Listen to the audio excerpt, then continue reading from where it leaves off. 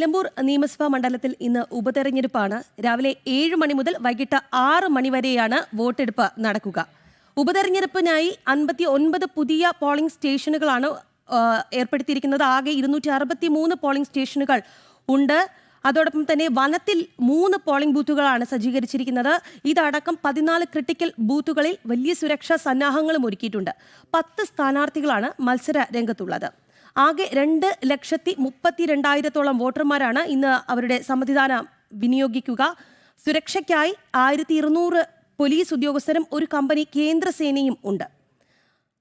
വിവരങ്ങളുമായി ശിവദാസ് കന്മനവും അരുൺ ആലത്തൂരും നമുക്കൊപ്പം ചേരുകയാണ്. ആദ്യം അരുൺ ആലത്തൂരിലേക്കാണ് പോകുന്നത്. അരുൺ ഉള്ളത് വീട്ടിക്കുത്ത് ഗവൺമെന്റ് LP സ്കൂളിലാണ്. അരുൺ, അവിടെ പോളിംഗ് തുടങ്ങിയിട്ടുണ്ടോ? 7 മണിക്കാണല്ലോ പോളിംഗ് ആരംഭിക്കുക. പോളിംഗ് ആരംഭിച്ചിട്ടുണ്ടോ?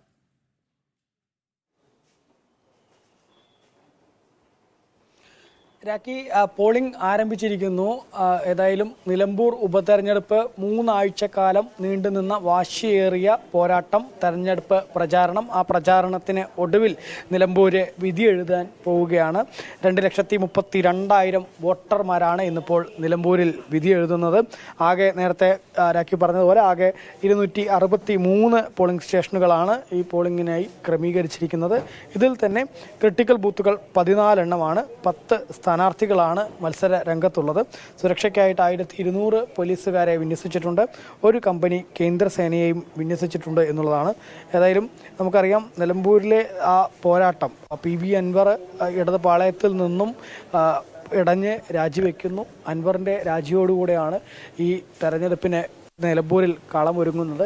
പിന്നീട് തെരഞ്ഞെടുപ്പ് തീയതി പ്രഖ്യാപിക്കുന്നു. തെരഞ്ഞെടുപ്പ് തീയതി പ്രഖ്യാപിച്ചതിന് ശേഷം നമ്മൾ കണ്ടതാണ് UDF സ്ഥാനാർത്ഥിയായിട്ട് ആര്യാടൻ ഷൗക്കത്തിനെ പ്രഖ്യാപിക്കുന്നു. തൊട്ടു പിന്നാലെ ഇടത് സ്ഥാനാർത്ഥിയായിട്ട് M സ്വരാജിനെ പ്രഖ്യാപിക്കുന്നു. പിന്നീട് വലിയ ആകാംക്ഷയുള്ളത് NDA സ്ഥാനാർത്ഥി ആരായിരിക്കും എന്നുള്ളതായിരുന്നു. അഡ്വക്കേറ്റ് മോഹൻ ജോർജിൻ്റെ സ്ഥാനാർത്ഥിത്വത്തോടുകൂടി മലയോര ജനതയെ കൂടി പരിഗണിച്ചുകൊണ്ടുള്ള ഒരു സ്ഥാനാർത്ഥിയെ അത്തരത്തിൽ പ്രഖ്യാപിക്കുന്നു. അങ്ങനെ 3 സ്ഥാനാർത്ഥികളുമായി പിന്നീടാണ് PV അൻവറും സ്വതന്ത്രനായിട്ട് മത്സരിക്കുന്ന ഒരു സ്ഥിതി ഉണ്ടായത്. ഇപ്പോൾ ഒരു ചേട്ടൻ നേരത്തെ സംസാരിച്ചാണ്, വോട്ട് ചെയ്തു.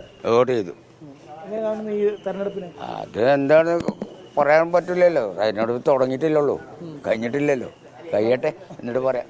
അതായത് നേരത്തെ സംസാരിച്ചൊരു വ്യക്തിയാണ് അദ്ദേഹം.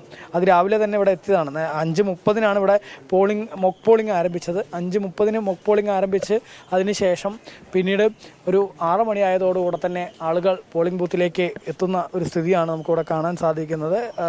തിരക്ക് നല്ല രീതിയിൽ തന്നെ ഈ രാവിലെ കാണാൻ സാധിക്കുന്നു. മഴയുണ്ട്, പക്ഷേ മഴയൊന്നും പോളിംഗിന് തടസ്സമാവുന്നില്ല എന്നുള്ളതാണ് ഇപ്പോൾ ഈ ആദ്യ നിമിഷങ്ങളിൽ തന്നെ നമുക്ക് കാണാൻ സാധിക്കുന്നത്. കാരണം ഇത്രയേറെ ആളുകൾ രാവിലെ തന്നെ പോളിംഗ് ബൂത്തിലേക്ക് അവരുടെ സമ്മതിദാനാവകാശം വിനിയോഗിക്കുന്നതിന് വേണ്ടി എത്തിയിരിക്കുന്നു എന്നുള്ളതാണ്. അത് പോളിംഗ് കൂടുതൽ വർദ്ധിക്കുന്നതിന് കാരണമാവും ഇത്രയേറെ ആളുകൾ അതിരാവിലെ തന്നെ വരുന്നത് എന്നുള്ളതിൽ യാതൊരു തർക്കവുമില്ല. നിലമ്പൂരിനെ സംബന്ധിച്ചിടത്തോളം ഈ പോളിംഗ് ശതമാനം എന്നുള്ളത് എപ്പോഴും ഉയർന്നു നിൽക്കുന്നൊരു മണ്ഡലം കൂടെയാണ്. മുൻ തെരഞ്ഞെടുപ്പുകളൊക്കെ പരിശോധിക്കുമ്പോൾ ഇതിനു മുമ്പ് 2021 നിയമസഭാ തെരഞ്ഞെടുപ്പിൽ 78% പോളിംഗ് ഇവിടെ രേഖപ്പെടുത്തിയിട്ടുണ്ടായിരുന്നു. ലോക്സഭാ തെരഞ്ഞെടുപ്പിലെ ഏറ്റവും ഒടുവിലെ പോളിംഗ് ശതമാനം നോക്കുമ്പോൾ അപ്പോഴും 76% പോളിംഗ് ഇവിടെ രേഖപ്പെടുത്തിയിട്ടുണ്ട്. അതുകൊണ്ട് തന്നെ സ്വാഭാവികമായിട്ടും പോളിംഗ് ശതമാനം നല്ല ഉയർന്നു നിൽക്കുന്ന ഒരു മണ്ഡലം കൂടെയാണ്. ഇത്തവണ ഏതായാലും തുടർച്ചയായിട്ട് ഇങ്ങനെ തെരഞ്ഞെടുപ്പുകൾ വരുന്ന ഒരു സ്ഥിതിയാണ്. അതുകൊണ്ട് തന്നെ വോട്ടർമാർ എങ്ങനെ അതിനോട് പ്രതികരിക്കും എന്നുള്ളത് നമുക്ക് വരും മണിക്കൂറുകളിൽ. ശരി അരുൺ, തുടരുക. മുതിരി മാങ്കുളത്തെ LP സ്കൂളിൽ നിന്ന് ശിവദാസ് കന്മനവും നമുക്കൊപ്പം ചേരുന്നുണ്ട്. ശിവദാസ്, അവിടെ എങ്ങനെയാണ് പോളിംഗ് ആരംഭിച്ചിട്ടുണ്ടോ? വോട്ടെടുപ്പ് എങ്ങനെയാണ് പുരോഗമിക്കുന്നത്?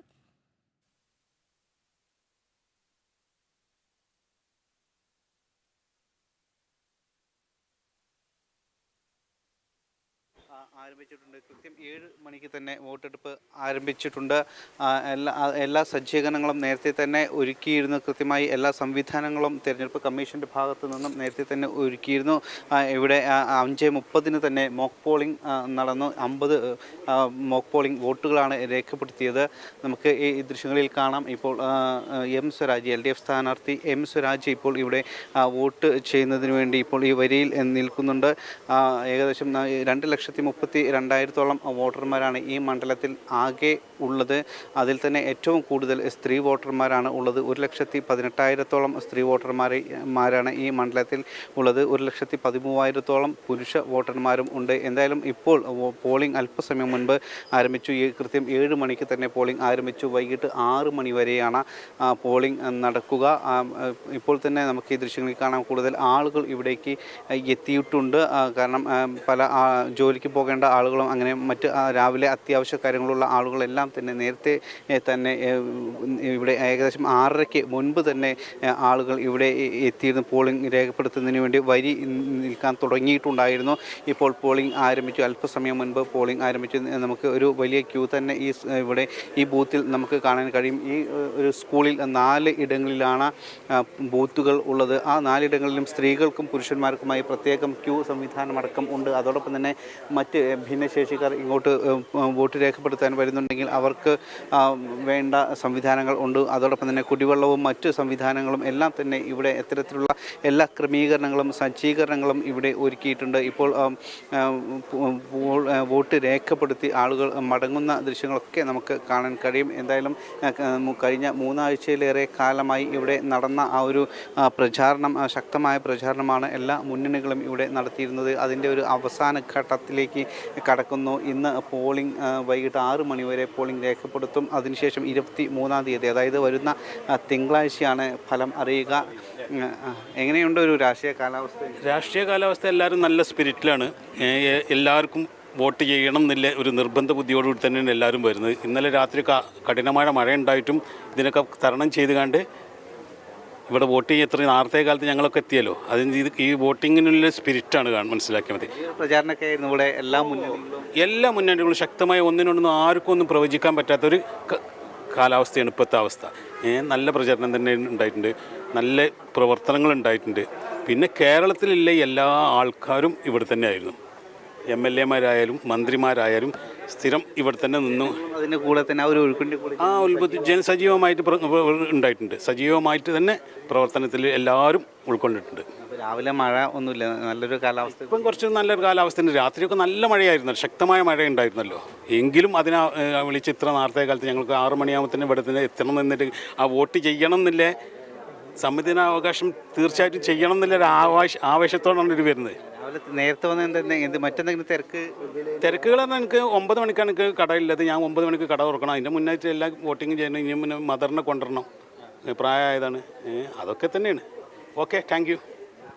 ഇങ്ങനെ രാവിലെ തന്നെ നിരവധി ആളുകൾ ഇവിടെ വോട്ട് രേഖപ്പെടുത്തുന്നതിന് വേണ്ടി എത്തിയിട്ടുണ്ട്. ആ ഒരു ആവേശം എല്ലാവരിലും ഉണ്ട്. കാരണം ഉപതെരഞ്ഞെടുപ്പ് ആയതുകൊണ്ട് തന്നെ പ്രധാന നേതാക്കളെല്ലാം തന്നെ തമ്പടിച്ചുകൊണ്ടുള്ള ഒരു പ്രചാരണമാണ് കഴിഞ്ഞ കുറച്ച് കാലങ്ങളായി, ഏകദേശം 3 ആഴ്ചയിൽ കൂടുതലായി ഇവിടെ നടന്നുകൊണ്ടിരുന്നത്. ആ ആവേശം ജനങ്ങൾക്കും ഉണ്ട്. കാരണം ഒരു കൃത്യമായി പ്രവചിക്കാൻ കഴിയാത്ത തരത്തിലുള്ള ശക്തമായൊരു മത്സരം തന്നെയാണ്. LDF ആണെങ്കിലും UDF ആണെങ്കിലും NDA ആണെങ്കിലും മറുഭാഗത്ത് സ്വതന്ത്രനായി ണെങ്കിലും കൃത്യമായി തന്നെ രാഷ്ട്രീയ കേരളം ഉറ്റുനോക്കുന്നു. അരുൺ ആലത്തൂരിലേക്ക് കൂടി പോവുകയാണ്. അരുൺ, വോട്ടെടുപ്പിന്റെ ആദ്യ മണിക്കൂറുകളിലേക്കാണ് നമ്മൾ കടന്നിരിക്കുന്നത്. എങ്ങനെയാണ് ആദ്യ മണിക്കൂറിലെ വോട്ടിംഗ്?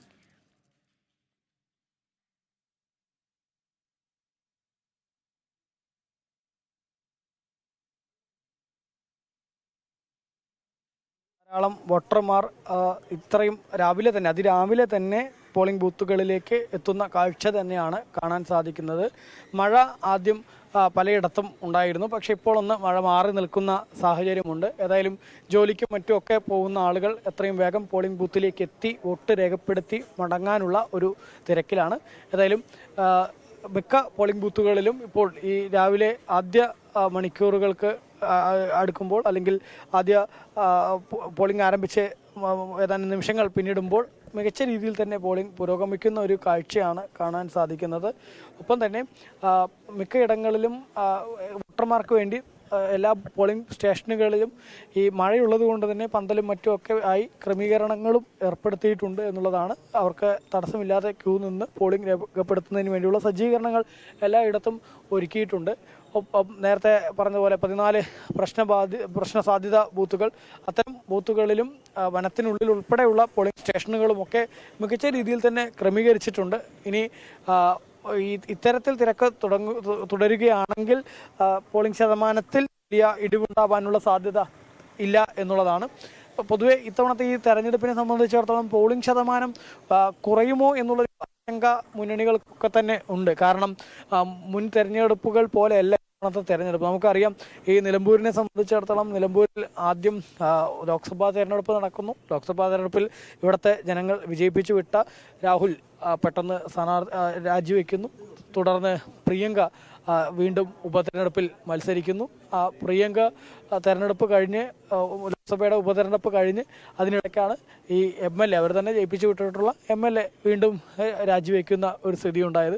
ഏതായാലും തെരഞ്ഞെടുക്കപ്പെട്ട അല്ലെങ്കിൽ ഈ ജനങ്ങൾ വോട്ട് ചെയ്ത് വിജയിപ്പിച്ച ആളുകൾ ഇങ്ങനെ തുടർച്ചയായിട്ട് 2 പേരാണ് ഇവിടെ രാജിവെച്ച് വീണ്ടും ഉപതെരഞ്ഞെടുപ്പ് ഉണ്ടായിരിക്കുന്നത്. അതുകൊണ്ട് തന്നെ ആ ജനങ്ങളെ സംബന്ധിച്ചിടത്തോളം അതൊന്ന് മനസ്സമടുപ്പിക്കുന്ന ഒരു കാര്യമാണ് എന്നതാണ്.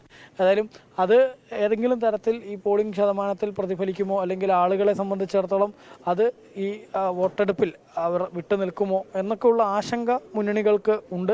അത് ഏതായാലും ഇപ്പോഴത്തെ ഈ പോളിംഗ് ശതമാനം അല്ലെങ്കിൽ ആളുകളുടെ തിരക്ക് കാണുമ്പോൾ അത്തരത്തിലൊരു വിമുഖത ആളുകളിൽ പൊതുവെ ഇല്ല എന്നുള്ളതാണ് നമുക്ക് മനസ്സിലാക്കാൻ സാധിക്കുന്നത്. പക്ഷേ ഇപ്പോഴത്തെ ചിത്രം മാത്രം നോക്കിയാൽ പോരാ, വരും മണിക്കൂറുകളിലുമൊക്കെ എങ്ങനെയായിരിക്കും ആളുകളുടെ തിരക്ക് എന്നുള്ളത് കൂടുതൽ അറിയേണ്ടതുണ്ട്. നിലവിൽ ഏതായാലും പോളിംഗ് പുരോഗമിച്ചുകൊണ്ടിരിക്കുന്നു എന്നുള്ളത് തന്നെയാണ്.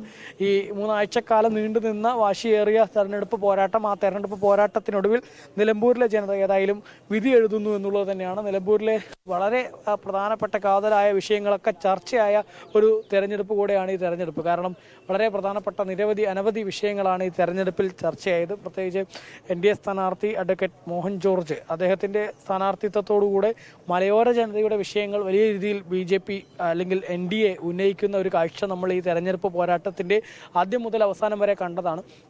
കാരണം സമാനതകളില്ലാത്ത ദുരിതമാണ് നിലമ്പൂരിലെ ജനങ്ങൾ അനുഭവിക്കുന്നത്. മലയോര ജനത പ്രത്യേകിച്ച് അനുഭവിക്കുന്നത് വന്യജീവി ആക്രമണങ്ങൾ തുടർക്കഥയാവുന്ന ഒരു സ്ഥിതി ഈ മണ്ഡലത്തിലുണ്ട്. നമുക്ക് തന്നെ അറിയാം, ഇന്നിപ്പോൾ കേരളത്തിൽ തന്നെ നിലമ്പൂരിന് തൊട്ടടുത്തുള്ള പാലക്കാട് ജില്ലയിൽ കാട്ടാന ആക്രമണത്തിൽ ഒരു ജീവൻ പൊലിഞ്ഞിരിക്കുന്ന ഒരു സ്ഥിതിയുണ്ട്. ഈ നിലമ്പൂരിലെ ജനതയെ സംബന്ധിച്ചിടത്തോളം ഇത്തരത്തിലുള്ള കാട്ടാനയും പുലിയും അതുപോലെ തന്നെ കാട്ടുപന്നിയും ഒക്കെ ജനവാസ മേഖലയിലേക്ക് ഇറങ്ങി ജനങ്ങളുടെ ജീവന് വെല്ലുവിളിയാവുന്ന സ്ഥിതി നിരവധി തവണ ഉണ്ടായിട്ടുണ്ട്. ഈ തെരഞ്ഞെടുപ്പ് പ്രഖ്യാപിച്ചതിന് ശേഷം മാത്രം അല്ലെങ്കിൽ തെരഞ്ഞെടുപ്പ് പ്രഖ്യാപിച്ചതിന് ശേഷം കൂടി ഒരു 15 വയസ്സുകാരന് പന്നിക്ക് വെച്ച വൈദ്യുതി കെണിയിൽ നിന്ന് ഷോക്കേറ്റ് ജീവൻ നഷ്ടമാവുന്ന സ്ഥിതി ഉണ്ടായി. അനന്തു എന്ന ഒരു 15-കാരന്. അതും മണ്ഡലത്തിൽ വലിയ ചർച്ചയായതാണ്. അത്തരത്തിൽ മലയോര ജനത സമാനതകളില്ലാത്ത ദുരിതം അനുഭവിക്കുന്നു. അത് ഇടത് വലത് മുന്നണികൾ ഈ മണ്ഡലത്തിൽ നിന്ന് വിജയിച്ചിട്ടും അത്തരം വിഷയങ്ങളിൽ ഒരു പരിഹാരവും ഉണ്ടായിട്ടില്ല എന്ന് മാത്രമല്ല, ഇപ്പോഴും അത്തരം വിഷയങ്ങളൊക്കെ തുടരുന്നു എന്നുള്ളത് തെരഞ്ഞെടുപ്പിനെ സംബന്ധിച്ചിടത്തോളം പ്രധാന ചർച്ചയായിരുന്നു എന്നുള്ളതാണ്. മറ്റൊന്ന്, മണ്ഡലത്തിലെ വികസന പ്രശ്നങ്ങളാണ്. നിലമ്പൂർ ബൈപ്പാസ് 30 വർഷത്തോളമായി ഇവിടെ ഇടത് വലത് മുന്നണികൾ ഈ ബൈപ്പാസ് യാഥാർത്ഥ്യമാക്കുമെന്ന് ജനങ്ങൾക്ക് വാഗ്ദാനം നൽകാൻ തുടങ്ങിയിട്ട്, പക്ഷേ ഇപ്പോഴും ആ ബൈപ്പാസ് യാഥാർത്ഥ്യമായിട്ടില്ല എന്ന് മാത്രമല്ല, നിലമ്പൂരിൽ മിക്ക സമയത്തും വലിയ ഗതാഗത കുരുക്ക് അനുഭവപ്പെടുന്ന ഒരു സ്ഥിതിയുണ്ട്. അത് ജനങ്ങളെ സംബന്ധിച്ചിടത്തോളം വലിയ ബുദ്ധിമുട്ട് സൃഷ്ടിക്കുന്ന കാര്യമാണ്. അതും തെരഞ്ഞെടുപ്പിനെ സംബന്ധിച്ചിടത്തോളം വലിയ ചർച്ചകൾക്ക് വഴിവെച്ചിരുന്നു, വലിയ വിമർശനങ്ങൾക്ക് വഴിവെച്ചിരുന്നു. ഒപ്പം തന്നെ നിലമ്പൂരിലെ കഴിഞ്ഞ പ്രളയ സമയത്തും മറ്റുമൊക്കെ തകർന്നിട്ടുള്ള പാലങ്ങൾ, അതുപോലെ തന്നെ റോഡുകൾ, ഇതൊന്നും പുനർനിർമ്മിക്കാതെ ഇപ്പോഴും വികസനം എത്താത്ത സ്ഥലങ്ങൾ, വനവാസി ജനങ്ങൾ തിങ്ങിപ്പറക്കുന്ന വനവാസി ഊരുകളിൽ വൈദ്യുതിയും വെളിച്ചവും മറ്റും ഒന്നുമില്ല, കുടിവെള്ളം ഒന്നുമില്ലാതെ അവർ ഇപ്പോഴും ടാർപോളിൻ കൊണ്ട് മറച്ച ഷെഡുകളിൽ കഴിയുന്ന ഒരു സ്ഥിതി. അത്തരം വിഷയങ്ങളൊക്കെ തെരഞ്ഞെടുപ്പിനെ സംബന്ധിച്ചിടത്തോളം വലിയ ചർച്ചയായിരുന്നു. ഒപ്പം NDA BJP ഇത്തരം വിഷയങ്ങളൊക്കെ പ്രധാന ചർച്ചയാക്കിയിരുന്നു എന്നുള്ളതാണ് നമ്മൾ തെരഞ്ഞെടുപ്പ് പോരാട്ടത്തിൽ കാണാൻ കഴിഞ്ഞത്. അതേസമയം തന്നെ ഇടത് വലത് മുന്നണികൾ പ്രധാനമായിട്ടും അവരുടെ ഫോക്കസ് ഏരിയ എന്നുള്ളത് ഒന്ന് മലപ്പുറം എന്ന പേരിനെ ചൊല്ലിയുള്ള വിവാദങ്ങളായിരുന്നു. അവർ പ്രധാനമായിട്ടും തെരഞ്ഞെടുപ്പിൻ്റെ ആദ്യ ഘട്ടങ്ങളിൽ ചർച്ചയാക്കിയത് മലപ്പുറം എന്ന ആ ഒരു പേര്, അതിനെ ചൊല്ലിയുള്ള വലിയ തർക്കങ്ങൾ, അതൊക്കെയായിരുന്നു ആദ്യഘട്ടത്തിൽ തെരഞ്ഞെടുപ്പിൽ ഇടത് വലത് മുന്നണികൾ ചർച്ചയാക്കിയത്. അതിന് പിന്നാലെ തൊട്ടടുത്ത് മറ്റൊരു വിവാദം ഉയർത്തിക്കൊണ്ടുവന്നത് ഈ നിലമ്പൂരിനെ സംബന്ധിച്ചിടത്തോളം അവിടുത്തെ ഈ ജമാഅത്തെ ഇസ്ലാമിയും അതുപോലെ തന്നെ PDP ഈ രണ്ട് ഭീകരവാദ ശക്തികളുടെ പിന്തുണ സംബന്ധിച്ചുള്ള കാര്യങ്ങളിലായിരുന്നു വിവാദമുണ്ടായത്. കാരണം UDF ജമാഅത്തെ ഇസ്ലാമിയെ കൂട്ടുപിടിച്ചുകൊണ്ട് തെരഞ്ഞെടുപ്പിൽ അവരുടെ പിന്തുണ തേടിക്കൊണ്ട് അവരെ വെള്ളപൂശുന്ന ഒരു സമീപനവുമായിട്ട് രംഗത്തെത്തുകയായിരുന്നു. അതേസമയം തന്നെ PDP എന്ന വർഗീയ പാർട്ടിയെ കൂട്ടുപിടിച്ചുകൊണ്ട് ഇടതുപക്ഷവും അവരുടെ പിന്തുണയ്ക്ക് വേണ്ടി അവരെ വെള്ളപൂശുന്ന നിലപാടുകളുമായിട്ട് രംഗത്തെത്തുകയായിരുന്നു. ഇത്തരത്തിൽ ഈ രണ്ട് തീവ്രവാദ ഭീകരവാദ ശക്തികളെ കൂട്ടുപിടിക്കുന്നത് വലിയ ബുദ്ധിമുട്ട് സൃഷ്ടിക്കും എന്നുള്ളത് വലിയ രീതിയിൽ പറഞ്ഞിരുന്നു. അതായത് ഇത്തരം വിഷയങ്ങൾ നാടിൻ്റെ നിലനിൽപ്പിന് തന്നെ വലിയ ദോഷം ചെയ്യും എന്നുള്ള വിമർശനങ്ങൾ ഉയരുന്ന ഒരു സ്ഥിതി ഉണ്ടായിരുന്നു. ഏതായാലും അത്തരം വിഷയങ്ങളൊക്കെ തെരഞ്ഞെടുപ്പിനെ സംബന്ധിച്ചിടത്തോളം വലിയ ചർച്ചയായിരുന്നു എന്നുള്ളതാണ്. ഈ വിവാദങ്ങളും മറ്റുമൊക്കെ വലിയ ചർച്ചയായിരുന്നു. ഇടത് വലത് മുന്നണികൾ നിരന്തരം വിവാദങ്ങൾ ചർച്ചയാക്കാനായിരുന്നു ശ്രമിച്ചിരുന്നത്. ഏതായാലും അതിനൊക്കെ ഒടുവിലാണ് ഇപ്പോൾ ഈ അരുൺ, അതുപോലെ തന്നെ ഈ മുന്നണികളൊക്കെ വിശ്വസിക്കുന്നത് വോട്ടെടുപ്പ് ശതമാനം കുറയും. കാരണം ഇത് വരുത്തിവെച്ച തെരഞ്ഞെടുപ്പാണല്ലോ, അതുകൊണ്ട് തന്നെ ജനങ്ങൾ പോളിംഗ് ബൂത്തിലേക്ക് എത്തില്ല എന്നൊരു ആശങ്ക അവർക്കുണ്ടായിരുന്നു. പക്ഷേ അവിടുത്തെ ജനങ്ങളെ സംബന്ധിച്ചിടത്തോളം, നിലമ്പൂരിലെ ജനതയെ സംബന്ധിച്ചിടത്തോളം ഇത് അവർ ഒരു ആവേശത്തിൻ്റെ മണിക്കൂറുകളായി കരുതുന്നു.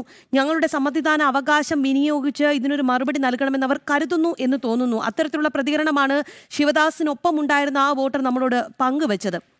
അപ്പോൾ ജനങ്ങൾ അവരുടെ ഒരു അമർഷം രേഖപ്പെടുത്താനുള്ള ഒരു സാഹചര്യമായി ഇതിനെ കാണുന്നുണ്ട് എന്ന് തോന്നുന്നു, അല്ലേ?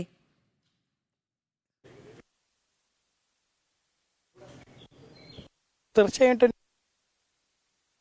വരുത്തിവെച്ച തെരഞ്ഞെടുപ്പാണ് എന്നുള്ളതിൽ യാതൊരു തർക്കവുമില്ല. അങ്ങനെ ഈ വരുത്തിവെച്ച തെരഞ്ഞെടുപ്പിൽ ആളുകൾ പൊതുവെ വോട്ട് ചെയ്യുന്നതിന് വിമുഖത കാണിക്കുമോ എന്നുള്ളൊരു കാര്യമായിരുന്നു നേരത്തെ മുന്നണികളൊക്കെ ഉന്നയിച്ചിരുന്നത്. ഇപ്പോഴേതായാലും ആ വിമുഖത പ്പുറം ജനങ്ങളുടെ ഭാഗത്തു നിന്ന് അവരുടെ ആ ഒരു പ്രതിഷേധവും അതല്ലെങ്കിൽ തങ്ങൾ ജയിപ്പിച്ചു വിട്ടുപോയ ആളുകൾ ഇങ്ങനെ നിരന്തരം വീണ്ടും ഇങ്ങനെ ഉപതെരഞ്ഞെടുപ്പൊക്കെ ഉണ്ടാകുമ്പോൾ അതിനെതിരെ അവർ രൂക്ഷമായിട്ട് പ്രതികരിക്കാനുള്ള സാധ്യതയും കാണുന്നു എന്നുള്ളതാണ്. ഇപ്പോഴത്തെ ഈ ആളുകളുടെ തിരക്കൊക്കെ കാണുമ്പോൾ അത്തരത്തിൽ എന്തെങ്കിലും നിലമ്പൂരിലെ ജനത പ്രതികരിക്കുകയാണോ ഇപ്പോൾ എന്നും നമുക്ക് കരുതേണ്ടിയിരിക്കുന്നു എന്നുള്ളതാണ്. നിലവിൽ ശിവദാസ് നിൽക്കുന്ന ആ ബൂത്തിലാണെങ്കിലും ഞാൻ നിൽക്കുന്ന വീട്ടിക്കുത്തിലെ ഈ ഒരു LP സ്കൂളിലാണെങ്കിലും ഒക്കെ നല്ല തിരക്ക് അനുഭവപ്പെടുന്നു എന്നുള്ളതാണ്. ഇനിയിപ്പോൾ സ്ഥാനാർത്ഥികൾ ഓരോരുത്തരായിട്ട് വോട്ട് ചെയ്യുന്നതിന് വേണ്ടി എത്തുന്നുമുണ്ട്. ഞാൻ നിൽക്കുന്ന വീട്ടിക്കുത്ത് ബൂത്തിലാണ് UDFന്റെ സ്ഥാനാർത്ഥിയായ ആര്യാടൻ ഷൗക്കത്ത് കുടുംബസമേതം വോട്ട് ചെയ്യാൻ വേണ്ടി എത്താൻ പോകുന്നത്. ശിവദാസ് നിൽക്കുന്ന ആ ബൂത്തിലേക്ക് M സ്വരാജും കുടുംബസമേതം വോട്ട് ചെയ്യാൻ എത്തും എന്നുള്ളതാണ് നമുക്ക് അറിയാൻ സാധിച്ചിട്ടുള്ളത്. ഒപ്പം NDA സ്ഥാനാർത്ഥിയായ അഡ്വക്കേറ്റ് മോഹൻ ജോർജ്, അദ്ദേഹത്തിനും ചുങ്കത്തറയിലാണ് അദ്ദേഹത്തിൻ്റെ വോട്ടുള്ളത്. അത് 10 മണിയോടുകൂടി ആയിരിക്കും അദ്ദേഹം വോട്ട് രേഖപ്പെടുത്താൻ എത്തുക എന്നുള്ളതാണ്. ഏതായാലും വാശിയേറിയ പോരാട്ടമായിരുന്നു. ആ വാശിയേറിയ പോരാട്ടത്തിൽ നിലമ്പൂരിലെ ജനത എന്താണ് വിധി എഴുതുന്നത് എന്നുള്ളത് നമുക്ക് ആകാംക്ഷയോട് തന്നെ കാത്തിരിക്കുന്ന ഒരു സാഹചര്യം തന്നെയാണ്. 23-ന് വോട്ടെണ്ണുമ്പോൾ മാത്രമേ ആ കാര്യങ്ങളിലൊരു വ്യക്തത ലഭിക്കുകയുള്ളൂ. എന്താണ് നിലമ്പൂരിലെ ജനങ്ങൾ കരുതുന്നത് എന്നുള്ളതിലൊരു വ്യക്തത ലഭിക്കുകയുള്ളൂ.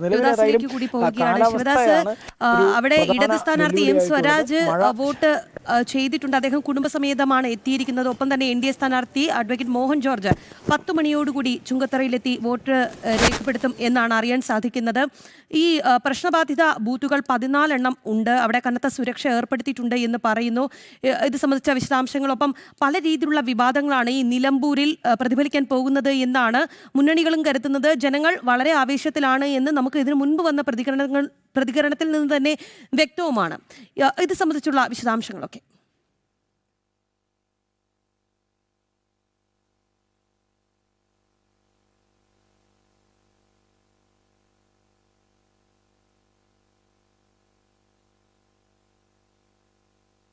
എത്തിയിരിക്കുന്ന കാഴ്ച നമുക്ക് കാണാൻ കഴിയും. കാരണം പ്രതികൂല കാലാവസ്ഥയുണ്ട്. ഇതെല്ലാം തന്നെ തരണം ചെയ്ത് അല്ലെങ്കിൽ ഇതെല്ലാം തന്നെ വകവെക്കാതെയാണ് ആളുകൾ ഇത്തരത്തിൽ ബൂത്തുകളിലേക്ക് എത്തിക്കുന്നത്. നിലമ്പൂർ നിയമസഭാ മണ്ഡലത്തിൽ ഇന്ന് ഉപതെരഞ്ഞെടുപ്പ് നടക്കുകയാണ്. രാവിലെ 7 മണി മുതൽ അവിടെ വോട്ടെടുപ്പ് ആരംഭിച്ചിട്ടുണ്ട്. വൈകിട്ട് 6 മണി വരെയാണ് പോളിംഗ് നടക്കുക. ഉപതെരഞ്ഞെടുപ്പിനായി 59 പുതിയ പോളിംഗ് സ്റ്റേഷനുകൾ ഉൾപ്പെടെ ആകെ 263 പോളിംഗ് സ്റ്റേഷനുകളാണ് സജ്ജീകരിച്ചിട്ടുള്ളത്. വനത്തിൽ 3 പോളിംഗ് സ്റ്റേഷനുകളും സജ്ജീകരിച്ചിട്ടുണ്ട്. ഇതുൾപ്പെടെ 14 ക്രിട്ടിക്കൽ ബൂത്തുകളിൽ വലിയ സുരക്ഷാ സന്നാഹങ്ങളുണ്ട്. മുന്നണികളൊക്കെ വലിയ ആശങ്കയിലാണ്. കാരണം ഇത് ഒരു വരുത്തിവെച്ച തെരഞ്ഞെടുപ്പാണ് എന്ന് അവർക്ക് തന്നെ അറിയാം. പക്ഷേ ജനങ്ങൾ തീർച്ചയായും ഞങ്ങൾ വോട്ട് ചെയ്യും എന്ന ഉറപ്പോടുകൂടി അവർ പോളിംഗ് ബൂത്തുകളെ സജീവമാക്കി പോളിംഗ് ബൂത്തുകളിലേക്ക് എത്തിക്കൊണ്ടിരിക്കുന്നു. ജോലിക്ക് പോകേണ്ടവരുണ്ട്, ജോലിക്ക് പോകുമ്പോൾ കുടുംബങ്ങളിലുള്ളവരെ വോട്ട് ചെയ്തു എന്ന് ഉറപ്പാക്കേണ്ടതുണ്ട്. അതുകൊണ്ട് തന്നെ അവരെല്ലാം തന്നെ പോളിംഗ് ബൂത്തിലേക്ക് എത്തിക്കൊണ്ടിരിക്കുന്ന കാഴ്ചകളാണ്. ചുരുക്കി പറഞ്ഞാൽ ഈ പോളിംഗ് ബൂത്തുകളൊക്കെ ആദ്യ മണിക്കൂറിൽ തന്നെ സജീവമാണ് എന്നുള്ളതാണ്. എന്തായാലും നമ്മുടെ 2 പ്രതിനിധികളാണ് നിലമ്പൂരിലുള്ളത്. ശിവദാസ് ഉണ്ട്. ശിവദാസ് ഉള്ളത് മുതീരി മാങ്കൂത്ത് LP സ്കൂളിലാണ്. ശിവദാസ്, നമ്മൾ പറഞ്ഞു വന്നത് പല വിധത്തിലാണ് അവിടെ വിവാദങ്ങൾ ഉണ്ടായത്. PDP ജമാഅത്തെ കൂട്ടുകെട്ടിനെ കുറിച്ചായാലും ഒരു പെട്ടി വിവാദം ഉണ്ടാക്കിയെടുക്കാൻ UDF ശ്രമിച്ചിരുന്നു. ഈ വിവാദങ്ങളെല്ലാം തന്നെ ഏത് രീതിയിലായിരിക്കും തെരഞ്ഞെടുപ്പിൽ പ്രതിഫലിക്കാൻ പോകുന്നത്? സ്വാഭാവികമായും ഇത്തരത്തിലുള്ള വിവാദങ്ങളെല്ലാം തന്നെ ഈ തിരഞ്ഞെടുപ്പിൽ പ്രതിഫലിക്കും എന്ന കാര്യത്തിൽ ഒരു തർക്കവുമില്ല. കാരണം നമുക്കറിയാം അതിശക്തമായ രാഷ്ട്രീയ പോരാട്ടം നടക്കുന്ന ഒരു നിയമസഭാ മണ്ഡലം കൂടിയാണ് നിലമ്പൂർ. കൃത്യമായി പ്രവചിക്കാൻ കഴിയാത്ത ഒരു സാഹചര്യം കൂടിയാണ് നിലമ്പൂരിൽ ഉള്ളത്. കാരണം LDF ആണെങ്കിലും UDF ആണെങ്കിലും PV അൻവർ സ്വതന്ത്രനായി മത്സരിക്കുന്നു. അതോടൊപ്പം തന്നെ NDA മറുഭാഗത്ത് ശക്തമായ പ്രചാരണവുമായി രംഗത്തുണ്ടായിരുന്നു. കൃത്യമായി തന്നെ പ്രവചനം അസാധ്യമായ ഒരു നില കൂടിയാണ് ഉള്ളത്. ഈ സാഹചര്യത്തിലാണ് ഇവിടെ പ്രചാരണം കടന്നുപോയത്. അതുകൊണ്ട് തന്നെ വിവിധ വിഷയങ്ങൾ ഈ പ്രചാരണ സമയത്തൊക്കെ തന്നെ ഉണ്ടായിരുന്നു. ഇതെല്ലാം തന്നെ സ്വാഭാവികമായും ഈ തെരഞ്ഞെടുപ്പ് ഫലത്തെ സ്വാധീനിക്കും എന്ന കാര്യത്തിൽ തർക്കമില്ല. കാരണം നമ്മൾ രാവിലെ തന്നെ ഇത്തരത്തിലുള്ള ആളുകളുടെ പ്രതികരണം എല്ലാം തന്നെ എടുത്തിരുന്നു. എല്ലാവരും വലിയ ആവേശത്തിൽ തന്നെയാണ് വോട്ടെടുപ്പിന് വേണ്ടി ഇവിടെ എത്തിയിട്ടുള്ളത്. രാവിലെ തന്നെ ഏകദേശം 6:30 മുൻപ് തന്നെ ആളുകൾ ഈ പോളിംഗ് ബൂത്തിലേക്ക് എത്തിയിരുന്നു. 7 മണിക്കാണ് പോളിംഗ് ആരംഭിക്കുന്നത് എങ്കിൽ പോലും അതിന് തൊട്ട് മുൻപ് 6:30 മുൻപ് തന്നെ ആളുകൾ ഈ പോളിംഗ് ബൂത്തിലേക്കെല്ലാം തന്നെ എത്തിയിരുന്നു. വലിയ ഒരു നിര ചില ഇടങ്ങളിലൊക്കെ നമുക്ക് രാവിലെ തന്നെ കാണാൻ കഴിയും. പ്രതികൂല കാലാവസ്ഥ ഉണ്ട്. നിലവിലിപ്പോൾ മഴ മാറി നിൽക്കുന്ന ഒരു അന്തരീക്ഷമാണ് ഉള്ളത്. പക്ഷേ രാഷ്ട്രീയ കാലാവസ്ഥ അത്ര തണുത്തതല്ല, ചൂടുള്ള ഒരു രാഷ്ട്രീയ കാലാവസ്ഥ തന്നെയാണ് നിലമ്പൂരിൽ ഉള്ളത്. ഇന്നലെ രാത്രിയൊക്കെ മഴ പെയ്തിരുന്നെങ്കിലും രാവിലെ അന്തരീക്ഷം മേഘാവൃതമാണെങ്കിൽ പോലും നിലവിൽ ഒരു മഴ മാറി നിൽക്കുന്ന ഒരു സാഹചര്യമാണ് ഉള്ളത്. അതുകൊണ്ട് തന്നെ രാവിലെ തന്നെ കൂടുതൽ ആളുകളെല്ലാം തന്നെ വോട്ട് രേഖപ്പെടുത്തി പോകുവാനുള്ള ഒരു തിരക്കിൽ തന്നെയാണുള്ളത്. അതുകൊണ്ട് രാവിലെ കൂടുതൽ ആളുകളൊക്കെ ഓരോ പോളിംഗ് ബൂത്തുകളിലേക്കും എത്തുന്ന കാഴ്ചകളൊക്കെ നമുക്ക് കാണാൻ കഴിയുന്നുണ്ട്. എന്തായാലും രാഷ്ട്രീയ കേരളം ഉറ്റുനോക്കുന്ന ഒരു ഫലം തന്നെയായിരിക്കും നിലമ്പൂരിൽ നിന്നും ഉണ്ടാവുക. പ്രത്യേകിച്ച് ഇനി വളരെ കുറച്ച് മാസങ്ങൾ മാത്രമാണ് കേരളത്തിൻ്റെ നിയമസഭാ തിരഞ്ഞെടുപ്പിന് ഉള്ളത്. അതിൻ്റെ തൊട്ട് മുൻപ് മാസങ്ങൾക്ക് മുൻപ് നടക്കുന്ന ഈ ഉപതെരഞ്ഞെടുപ്പ് അതിനു മുൻപുള്ള ഒരു സെമി ഫൈനൽ ആയിട്ടാണ് രാഷ്ട്രീയ നേതാക്കളും മുന്നണികളും മറ്റ് എല്ലാവരും ആ രീതിയിലാണ് വിലയിരുത്തുന്നത്. അതുകൊണ്ട് തന്നെ ശക്തമായ ഒരു പ്രചാരണമാണ് എല്ലാ മുന്നണികളും ഇവിടെ നടത്തിയിട്ടുള്ളത്. വിവിധ വിവാദ വിഷയങ്ങൾ അടക്കം ഇവിടെ ചർച്ച ചെയ്തിരുന്നു. നമുക്കറിയാം UDFൻ്റെ ജമാഅത്തെ ഇസ്ലാമിക് കൂട്ടുകെട്ട്, അതോടൊപ്പം തന്നെ PDP LDF കൂട്ടുകെട്ട്, ഇതെല്ലാം തന്നെ വലിയ രീതിയിലുള്ള ഒരു ചർച്ച ഇവിടെ ഉണ്ടാക്കിയിട്ടുണ്ട്, ചർച്ച ചെയ്തിരുന്നു. അതെല്ലാം സ്വാഭാവികമായും ഈ തിരഞ്ഞെടുപ്പിൽ സ്വാധീനിക്കും എന്നുള്ള കാര്യത്തിൽ ഒരു തർക്കവും ഇല്ല. കാരണം ഒരു മതമൗലികവാദ സംഘടനകളുമായുള്ള ഒരു കൂട്ടുകെട്ട്, അത് ഇടത് വലത് മുന്നണികൾ അത്തരത്തിലുള്ള ഒരു കൂട്ടുകെട്ടുമായി രംഗത്ത് വന്നിരുന്നു. പക്ഷേ ഈ നിലമ്പൂരിനെ സംബന്ധിച്ച് ഒരു അവികസിത നിയമസഭാ മണ്ഡലം കൂടിയാണ്. ഇടത് വലത് മുന്നണികൾ മാറി മാറി ഭരിച്ച ഒരു നിയമസഭാ മണ്ഡലം കൂടിയാണ് നിലമ്പൂർ നിയമസഭാ മണ്ഡലം. ഇവിടെ പക്ഷേ കൃത്യമായ ഒരു വികസനം നടക്കാത്ത ഒരു മണ്ഡലം കൂടിയാണ്. അടിസ്ഥാന സൗകര്യങ്ങൾ നിരവധി ഉള്ള ഒരു മണ്ഡലം. ബൈപ്പാസ് പോലും കൃത്യമായി വർഷങ്ങളായി ഒരു സ്വപ്നമായി അവശേഷിക്കുന്നു. അതോടൊപ്പം തന്നെ നമുക്കറിയാം ഈ കേരളത്തിൽ തന്നെ മലയോര മേഖല വനവാസികളെല്ലാം തന്നെ കൂടുതൽ തിങ്ങിപ്പാർക്കുന്ന ഒരു ഇടം കൂടിയാണ് നിലമ്പൂർ. അതുകൊണ്ട് തന്നെ അത്തരത്തിലുള്ള അവരുടെ കുറേ പ്രശ്നങ്ങൾ ഉണ്ട്. വന്യജീവി ശല്യം അതിരൂക്ഷമായ ഒരു ഇടം കൂടിയാണ്. ഇപ്പോൾ നമുക്ക് ദൃശ്യങ്ങളിൽ കാണാം, ഇടത് സ്ഥാനാർത്ഥി സ്വരാജ് ഇപ്പോൾ വോട്ട് രേഖപ്പെടുത്തി വരികയാണ്. ഈ മാങ്കൂത്ത് LP സ്കൂളിലാണ് അദ്ദേഹം വോട്ട് രേഖപ്പെടുത്തിയത്. മുതിരിയിൽ, അതായത് നിലമ്പൂർ നഗരസഭയിലെ തന്നെ ഒരു സ്കൂളാണ് ഈ മാങ്കൂത്ത് സ്കൂൾ. ഇവിടെ ഇടത് സ്ഥാനാർത്ഥി M സ്വരാജ് ഇപ്പോൾ വോട്ട് രേഖപ്പെടുത്തിയിട്ടുണ്ട്. അദ്ദേഹം അച്ഛനോടൊപ്പം ആണ് ഈ പോളിംഗ് ബൂത്തിലേക്ക് വന്ന് വോട്ട് രേഖപ്പെടുത്തിയത്. അതിനുശേഷം അദ്ദേഹം പുറത്ത് ഇറങ്ങിയിട്ടുണ്ട്. അതിൻ്റെ ദൃശ്യങ്ങളാണ് കാണുന്നത്. അതോടൊപ്പം തന്നെ UDF സ്ഥാനാർത്ഥിയും രാവിലെ തന്നെ വോട്ട് രേഖപ്പെടുത്തും. NDA സ്ഥാനാർത്ഥി അഡ്വക്കേറ്റ് മോഹൻ ജോർജ് 10 മണിക്കാണ് വോട്ട് രേഖപ്പെടുത്തുക. ഇങ്ങനെ സ്ഥാനാർത്ഥികളെല്ലാം തന്നെ ഈ 3 സ്ഥാനാർത്ഥികൾക്കും ഇവിടെ വോട്ട് ഈ മണ്ഡലത്തിൽ തന്നെയാണ് വോട്ടുള്ളത്. മറ്റ് ചില സ്വതന്ത്ര സ്ഥാനാർത്ഥികൾക്കും മണ്ഡലത്തിൽ വോട്ടുണ്ട്. PV അൻവറിന് ഈ മണ്ഡലത്തിലല്ല വോട്ട്. എന്തായാലും അദ്ദേഹം ഇപ്പോൾ മറ്റ് ആളുകളെയൊക്കെ കാണാൻ വേണ്ടി പോവുകയാണ്. നിലമ്പൂർ നമുക്കറിയാം ഇന്ന് പ്രചാരണത്തിന് ശേഷം